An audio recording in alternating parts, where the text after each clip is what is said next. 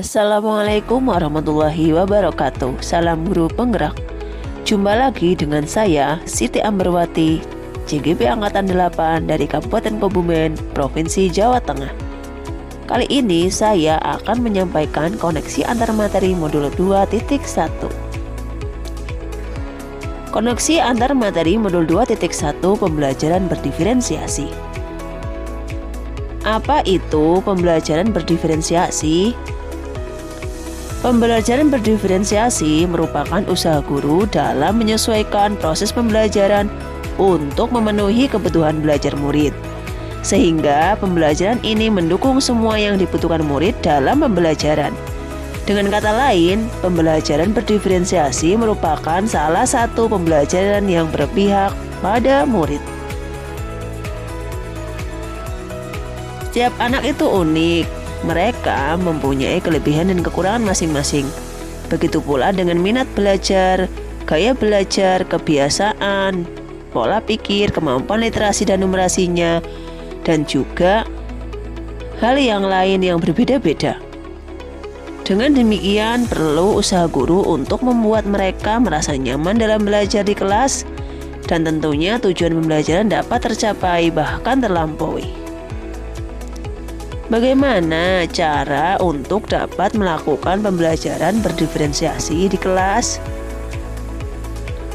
Agar dapat melakukan pembelajaran berdiferensiasi, guru harus memahami tujuan pembelajaran, mengetahui dan merespon kebutuhan belajar murid, menciptakan lingkungan belajar yang mengundang murid untuk belajar, melakukan manajemen kelas yang efektif, dan melakukan penilaian berkelanjutan. Berkaitan dengan kebutuhan belajar murid, guru harus memahami 3 aspek berikut. Yang pertama, kesiapan belajar murid atau readiness. Yang kedua, minat murid. Dan yang ketiga, profil belajar murid. Dengan demikian, guru harus memahami beberapa hal berikut ini. Yang pertama, kesiapan belajar murid atau readiness. Terkait kesiapan belajar, mengharuskan guru untuk mengetahui sejauh mana pengetahuan awal dan menentukan apa yang telah murid ketahui, dan juga di mana murid berada. Guru mendesain pembelajaran berdasarkan 6 perspektif seperti sifat mendasar, konkret ke abstrak, sederhana ke kompleks, terstruktur atau terbuka, tergantung atau mandiri, lambat ataupun cepat. Yang kedua, minat murid. Minat setiap anak pasti berbeda-beda. Minat menjadi salah satu motivator penting bagi murid untuk terlibat aktif dalam proses pembelajaran. Guru berperan penting membuat mereka dapat terlibat aktif dalam proses pembelajaran dengan mempertimbangkan bagaimana ia dapat mempertahankan atau menarik minat murid-muridnya dalam belajar. Yang tidak kalah penting yang ketiga yaitu profil belajar murid. Dengan memberikan kesempatan kepada murid untuk belajar secara alami dan efisien, guru dapat memvariasikan metode dan pendekatan mengajar mereka agar sesuai dengan kebutuhan belajar murid-muridnya.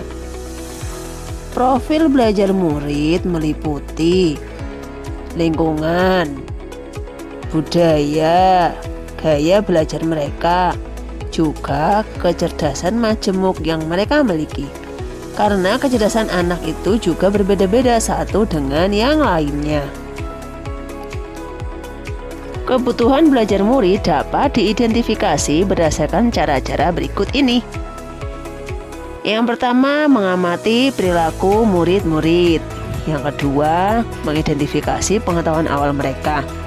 Yang ketiga, mereview dan melakukan refleksi terhadap praktik pengajaran. Yang keempat, berbicara dengan guru murid di kelas sebelumnya. Yang kelima, membaca nilai murid di kelas sebelumnya. Selanjutnya, menggunakan berbagai penilaian formatif dan diagnostik. Strategi dalam pembelajaran berdiferensiasi meliputi 3 hal. Yang pertama, diferensiasi konten, diferensiasi proses, dan diferensiasi produk.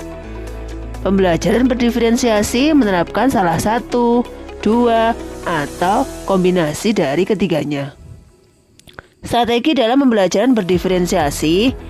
Yang pertama, diferensiasi konten.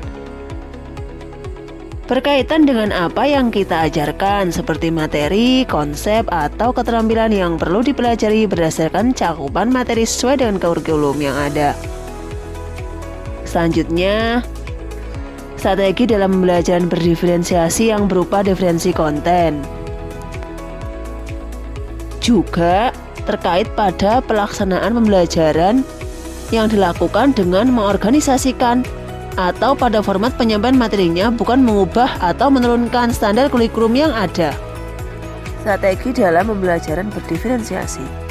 Diferensiasi proses berupa kegiatan yang memungkinkan murid berlatih untuk memahami atau memaknai konten, yaitu isi pembelajaran dengan proses yang harus dijalani oleh murid. Kemudian diferensiasi produk merupakan bukti yang menunjukkan apa yang telah murid pahami dengan cara membedakan atau memodifikasi produk sebagai hasil belajar murid, hasil latihan, penerapan, dan pengembangan apa yang telah dipelajari. Adakah keterkaitan antara modul pembelajaran berdiferensiasi dengan modul lain yang telah dipelajari sebelumnya? Tentu saja ada. Modul 1.1, modul 1.2, modul 1.3, modul 1.4, dan modul 2.1. Keterkaitan antara modul 1.1 dengan modul 2.1. Untuk dapat melakukan pembelajaran yang berdiferensiasi, guru harus berusaha memenuhi kebutuhan belajar murid sesuai dengan kodrat alam dan kodrat zaman agar sejalan dengan filosofi Ki Hajar Dewantara.